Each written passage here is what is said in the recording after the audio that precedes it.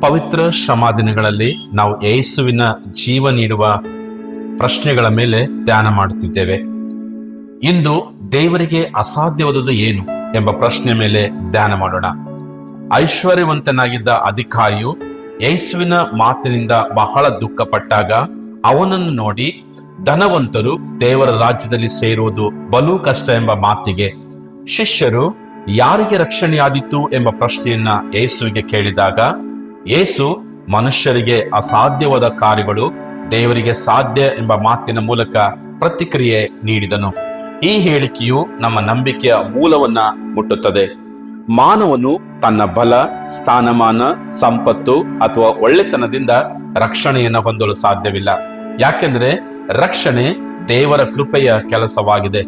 ಮಾನವೀಯವಾಗಿ ಹೇಳುವುದಾದರೆ ಕಠಿಣವಾದ ಹೃದಯವನ್ನು ಬದಲಾಯಿಸಲು, ಆಳವಾದ ಗಾಯಗಳನ್ನು ಗುಣಪಡಿಸಲು, ಮುರಿದ ಸಂಬಂಧಗಳನ್ನು ಪುನಃ ಸ್ಥಾಪಿಸಲು, ಪಾಪಗಳನ್ನು ಜಯಿಸಲು ಮತ್ತು ಜೀವಿತವನ್ನು ಪರಿವರ್ತಿಸಿಕೊಳ್ಳುವುದರ ಕಾರ್ಯಗಳು ಮನುಷ್ಯನಿಗೆ ಅಸಾಧ್ಯವಾಗಿವೆ.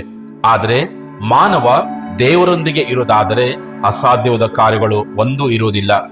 ಐಶ್ವರ್ಯವಂತನು ದೇವರಿಗಿಂತ ತನ್ನ ಆಸ್ತಿಯನ್ನ ಹೆಚ್ಚು ನಂಬಿದನು. ಶಿಷ್ಯರು ದೇವರ ಸಾಮರ್ಥ್ಯಕ್ಕಿಂತ ತಮ್ಮ ಜ್ಞಾನವನ್ನು ಹೆಚ್ಚು ನಂಬಿದ್ದರು. ಆದರೆ ಯೇಸು ಇಬ್ಬರನ್ನು ಒಂದೇ ಸತ್ಯದ ಕಡೆಗೆ ಮಾರ್ಗದರ್ಶಿಸಿದನು. ದೇವರು ಮಾತ್ರ ರಕ್ಷಿಸಲು, ಬದಲಾಯಿಸಲು ಮತ್ತು ಬಿಡುಗಡೆ ಮಾಡಲು ಶಕ್ತನೆಂದು ತಿಳಿಸಿದನು.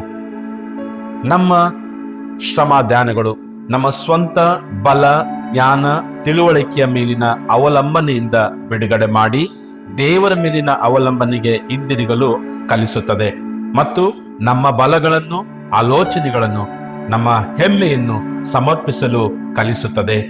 ನಮ್ಮ ಬಲ ಸಾಮರ್ಥ್ಯಕ್ಕಿಂತ ದೇವರ ಬಲ ಸಾಮರ್ಥ್ಯವನ್ನು ಅವಲಂಬಿಸಿದಾಗ ಎಲ್ಲ ಅಸಾಧ್ಯ ಕಾರ್ಯಗಳು ಸಾಧ್ಯವಾಗುತ್ತದೆ. ಆದ್ದರಿಂದ ಇಂದು ಯೇಸು ನಮ್ಮ ದೃಷ್ಟಿಕೋನವನ್ನು ಬದಲಾಯಿಸಲು ಕರೆ ನೀಡುತ್ತಿದ್ದಾನೆ. ದೇವರಿಗಾಗಿ ನಾವು ಏನು ಮಾಡಬಹುದು ಎಂದು ಕೇಳಲು ಕರೆಯುತ್ತಿಲ್ಲ, ಆದರೆ ದೇವರು ನಮ್ಮಲ್ಲಿ ಏನು ಮಾಡಬಹುದು ಎಂದು ಕೇಳಲು ಕರೆಯುತ್ತಿದ್ದಾನೆ. ಪ್ರಿಯರೇ, ದೇವರಿಗೆ ಅಸಾಧ್ಯವಾದದ್ದು ಏನು? ನಮ್ಮ ಉತ್ತರ ಏನೂ ಇಲ್ಲ. ಈ ವಾಕ್ಯದ ಮೂಲಕ ದೇವರು ನಮ್ಮೆಲ್ಲರನ್ನು ಆಶೀರ್ವಾದ ಮಾಡಲಿ. ಆಮೇನ್.